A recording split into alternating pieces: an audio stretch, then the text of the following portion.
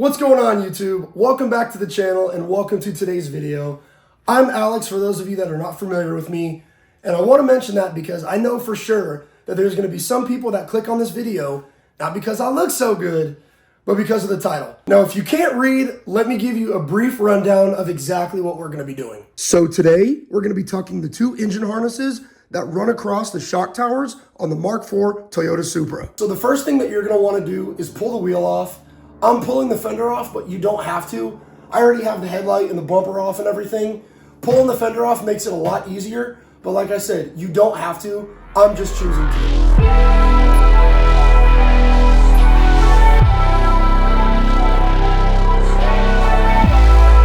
You're gonna want to pull these two bolts out. This bolt right here in the front, this bolt, this bolt, this bolt. We've got one inside the door right there, and one inside the door on the bottom right there. One bolt on the bottom right there, and one bolt on the bottom right there. And that's it.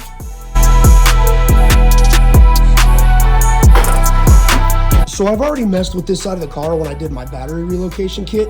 This is the battery wire right here. So it was all zip tied up against the apron like this. I already went ahead and clipped all the zip ties off, and now I'm gonna clip the zip ties and hold everything together. And just to make it a little bit cleaner, I'm actually gonna remove the little tube that used to carry the fluid from the windshield washer fluid to the nozzles on the hood.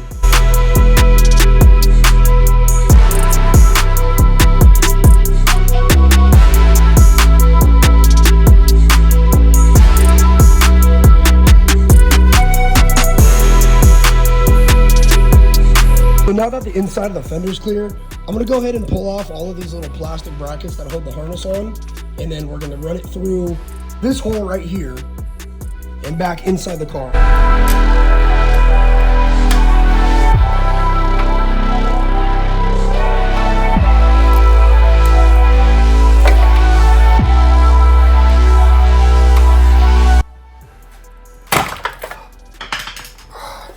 I knew it was coming. Every time, dude. I was gonna my hand up. I swear, man, there's never a time that goes by where I'm working on my car and I don't get hurt somehow. Damn. I just punched the out of the apron.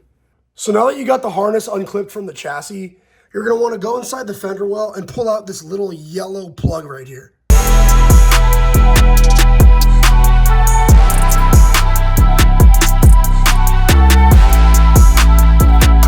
Now that you've got the yellow plug pulled out, you're gonna wanna go inside the car, pull back all the carpet and pull off all the plastics so you can access the electrical connectors that are behind everything.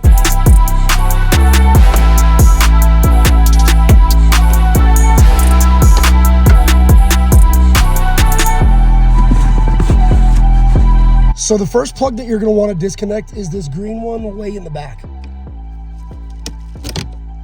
Second plug that you're gonna wanna disconnect is this big green one on top, which is kind of a pain in the ass to get to. It takes a little bit of finesse, but you will get it out eventually. There we go. So now that you've got the interior plugs disconnected, there's a little brown little nipple thing right here. And all you're gonna wanna do, I don't know if I can get this on camera, but I might have to get this off camera. You're gonna wanna push on the inside right here and just push it inwards. It's just a little mounting clip. So now that you've got this unclipped from the plastic piece inside the car, you're gonna wanna pull the two connectors out just like this. You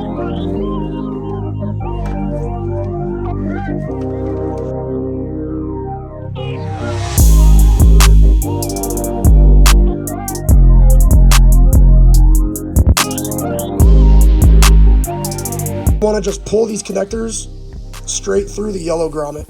It might rip. If it rips, car's totaled, sell it to me. No, I'm just kidding. You can just fix it with a little bit of electrical tape. So as you can see, I had a little bit of troubles. I ended up just cutting a little bit of a slice off, just ripping it through.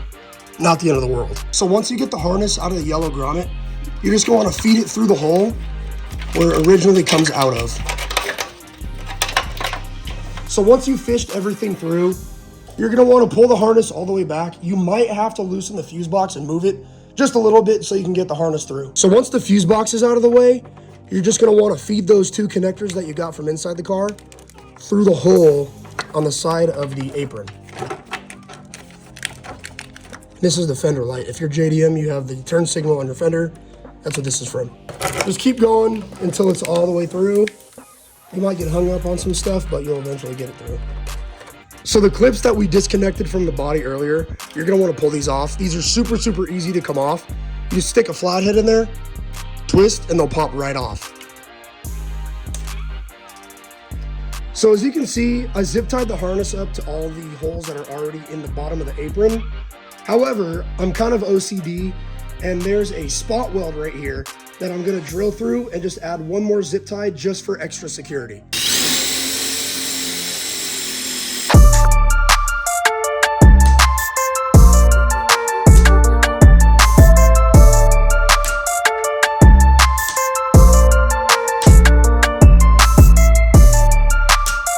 So this is the connector that goes into the AC switch. I don't run AC really, so I'm just gonna leave this thing tucked inside the fender.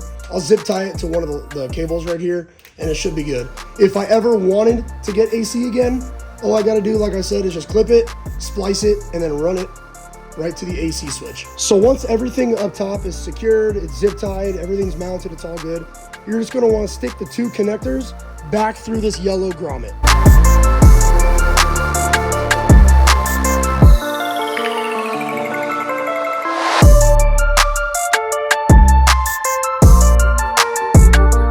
So now that you've got them fed back through the hole, you're just gonna wanna plug them right back in to the connector that you took them out of.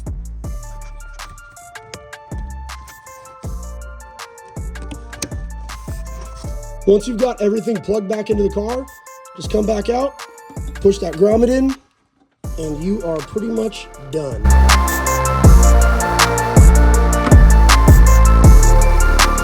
So we already got the passenger side done. It's time to do the driver's side now. Since you are messing with wiring, you should probably start the car and make sure everything works after you do each side.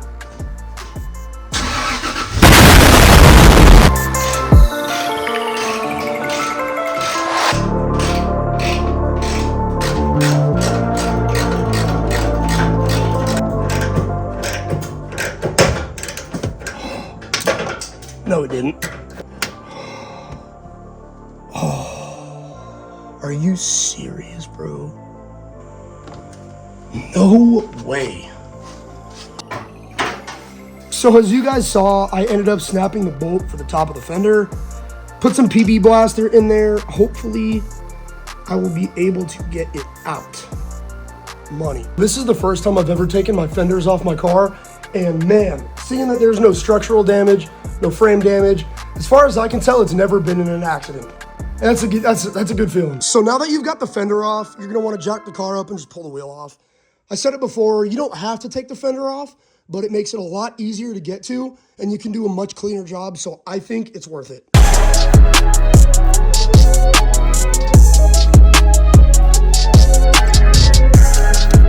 So now that you got the car jacked up and the wheel off, take a second and admire your big, beautiful CTSV brakes that you can get at killswitchmotorsports.com. We sell a kit. It comes with the front and rear caliper adapters, the spacers for the rear, the hub centric rings, and all the hardware. So the driver's side is going to be a little bit different because you do have the hood latch cable.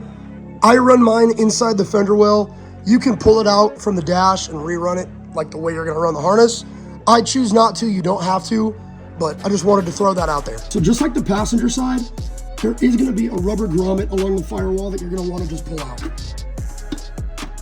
Also, same as the passenger side, you're going to want to pull this plastic trim out just so you can get to the wiring underneath the dash. So moving inside of the car, there's going to be a few connectors that you have to unplug.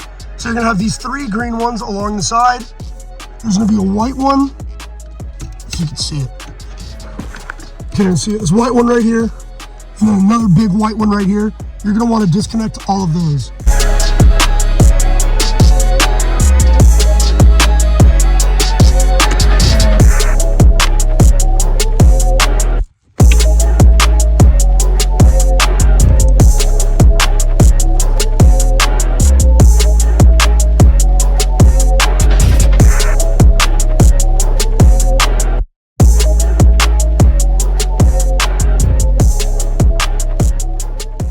So So now that you've got the 5 plugs disconnected, you're just gonna wanna pull it through that firewall and out that orange grommet. So once you have all those connectors unplugged and the hood latch cable disconnected, it should just pull right out. So you're gonna wanna pull the hood latch cable all the way out because you do have to run this grommet and these connectors through the chassis and around to the front. Now that the harness is unclipped and out of the engine bay, come here to the front of the car near the fender, and you're gonna wanna pull the whole grommet and the connectors through this hole right here.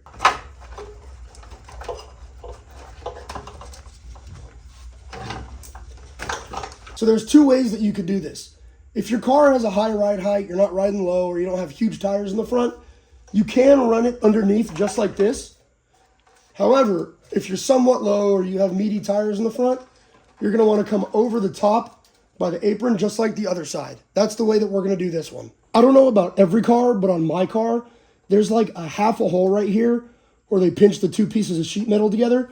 You're just gonna wanna pull the harness up and just zip tie it through this half hole right here.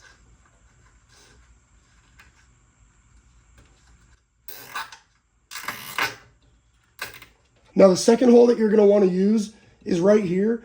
It's actually for the OEM clips that held the wheel liner in, the plastic wheel liner. So you're just gonna wanna push the harness up against this, stick a zip tie through it, tie this one down as well. So after you got those 2 zip ties done, this 3rd zip tie is optional. You don't have to do it. I run my car pretty low, so I wanna make absolutely sure that it's not gonna rub or touch or anything.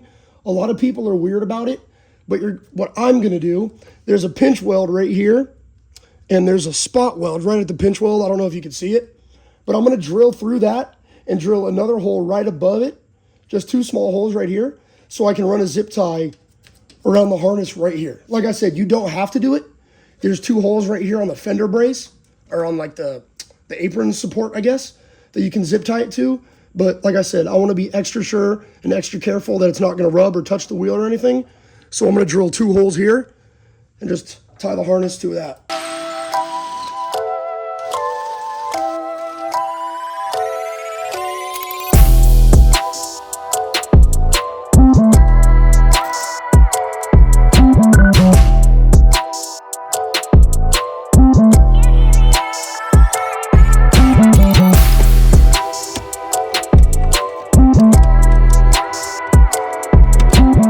Go through one more time, just double check all your zip ties, make sure everything is tight. And then let's clip those little suckers right off.